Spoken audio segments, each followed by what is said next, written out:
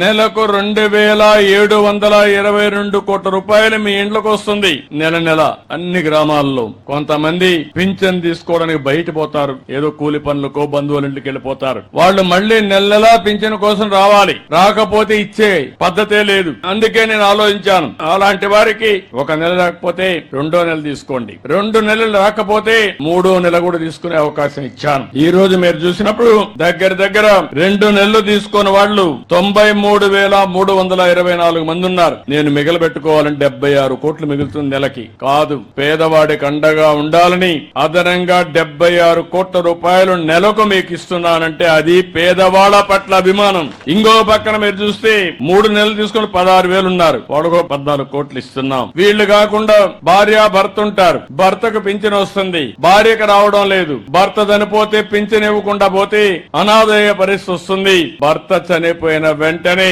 భార్యకు పింఛన్ ఇచ్చే విధానానికి శ్రీకారం చుట్టామని చెప్పి కూడా నేను మీకు తెలియజేస్తున్నాను. ఆటోమేటిక్ గా ఇస్తున్నాం. రెండోది మీరు ఒక్కసారి గుర్తుపెట్టుకోవాల్సింది, ఈ రోజు పింఛన్లు మీ ఇంటికి పంపిస్తున్నాను, 7 గంటలకే పంపిస్తున్నాం. మళ్ళీ టెక్నాలజీలో అనుసంధానం చేస్తున్నాను. ఎక్కడిచ్చాడో కంట్రోల్ రూమ్ నుంచి మీ ఇంటి దగ్గర ఇచ్చాడా, పక్కనిచ్చాడా, లేకుంటే ఎక్కడన్నా వాళ్ళ ఆఫీసు పిలిపిచ్చాడా, మొత్తం సమీక్ష చేస్తున్నా. మళ్ళా మీకు ఒక మెసేజ్ పంపిస్తున్నా, పింఛన్ ఇచ్చినప్పుడు డబ్బులు ఏమన్నా తీసుకున్నారా అని కూడా అడుగుతున్నా, మిమ్మల్ని ఇబ్బంది పెట్టారని అడుగుతున్నా, మర్యాదగా మాట్లాడారని అడుగుతున్నా. అంటే ఉద్దేశం ఏంటి? పింఛన్ ఇవ్వడం అనేది తీసుకోవడం మీ హక్కు, ఇచ్చే వాళ్ళకు కూడా జీతం ఇస్తున్నాం, ఇచ్చేటప్పుడు గౌరవంగా ఇవ్వాలని ఎప్పటికప్పుడు పర్యవేక్షిస్తున్నాం. నేను ఒక మాటలో చెప్పాలంటే అందరిని అభినందిస్తున్నా. తొలి రోజే 98% పింఛన్లు ఇచ్చేస్తున్నారు. మా అధికార యంత్రాంగం పోటీ పడిస్తున్నారు. ఇప్పుడు దానికి అందరిని అభినందిస్తున్నా. శభాష్, మీరు పేదల సేవలో బ్రహ్మాండంగా పనిచేస్తున్నారు, దానికి మనస్ఫూర్తిగా అభినందనలు. మీకు అందరికి కూడా పింఛన్లు వస్తున్నాయని నమ్మకం ఉంటే గట్టిగా చప్పట్లు కూడా చెప్పండి,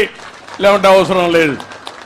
ఇది అధికార యంత్రాంగం గుర్తుపెట్టుకోవాలి. ఈ నమ్మకాన్ని మీరు కాపాడుకోవాలి. అప్పుడే మనందరికీ న్యాయం జరుగుతుంది, మన జీవితాలకు ఒక మీనింగ్ ఉంటుందని చెప్పి కూడా మీకు తెలియజేస్తున్నా.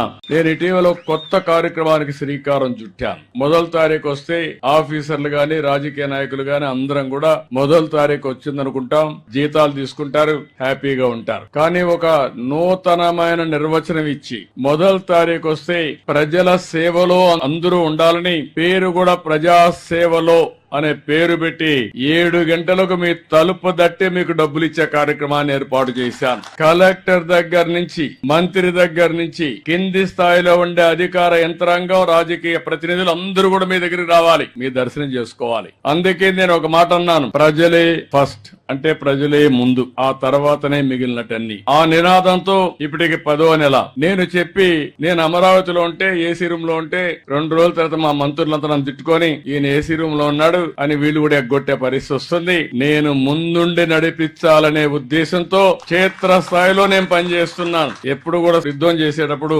సైన్యాధిపతి ముందుండకపోతే యుద్ధంలో జయించలేము. అందుకని నేను ఈ కార్యక్రమానికి శ్రీకారం చుట్టాను. ఎన్నికల ముందు చాలా విషయాలు మీకు చెప్పాను. నేను ఈ రోజు సమస్యలున్నాయి, చాలా కష్టాలున్నాయి. ఏదైనా ప్రజల సమస్యలు మాట్లాడితే వాళ్ళ మీద దాడులు చేశారు, గ్రామాల్లో ఉండే మీరంతా బయట రానియకుండా మిమ్మల్ని కట్టడి చేశారు, వేధింపులు చేశారు, ఇవన్నీ జరిగాయి. ఆ రోజు నేను ఒక మాట చెప్పింది, మళ్లీ ఈ రాష్ట్రాన్ని పునర్నిర్మాణం చేసి మీ జీవితాల్లో వెలుగు చూపించే బాధ్యత నేను తీసుకుంటానని ఆ రోజు చెప్పాను. ఆ మాట ప్రకారం ముందుకు పోతున్నాం. నేను వచ్చిన మొట్టమొదటిసారిగా మీరు గుర్తుపెట్టుకోండి, డబ్బులు లేవు, జీతాలు కూడా ఇవ్వగలుగుతామా లేదా నాకే అనుమానం. కానీ ఒక మాట చెప్పాను, ఏప్రిల్ నుంచి పెంచిన పింఛన్ ఇస్తానని చెప్పాను. మామూలుగా చెప్పలేదు, అన్ని ఆలోచించే చెప్పాను. మీరు కష్టాల్లో ఉన్నారు, నాకు ఎన్ని ఇబ్బందులున్నా పర్వాలేదు, ముందు మీకు న్యాయం చేయాలని ఆ రోజు నేను చెప్పాను. అందుకనే మీరు ఒకసారి చూస్తే ఈ పింఛన్లు అనేది కూడా అందరూ ఆలోచించుకోవాలి. 63 లక్షల మందికి పింఛన్లు వస్తున్నాయి. మీరు ఒక్కసారి